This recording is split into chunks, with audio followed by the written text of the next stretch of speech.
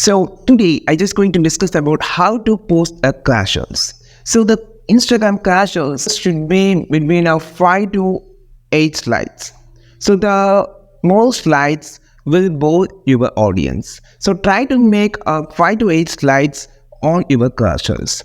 The second thing that you just need to know, your carousels should be have a template with your based on your theme. Then you just create your theme or template for your page, entire page, so the audience will be repeatedly seeing this. So then will be identified, there will be a branding of your content by using a particular template or theme. You can just create this theme by using a canvas, so you can create your own theme and use this again and again, which will be branding your content on Instagram, which will be have more followers and more reach and engagement on your post. And only use as much as you need to the carousel content. For example, if you're having an idea about how to post on Instagram, just create a 5 to 8 post or try to make a 4 post as much you need. So try to make straight to the point as a key point, like as I just talking with you in this video.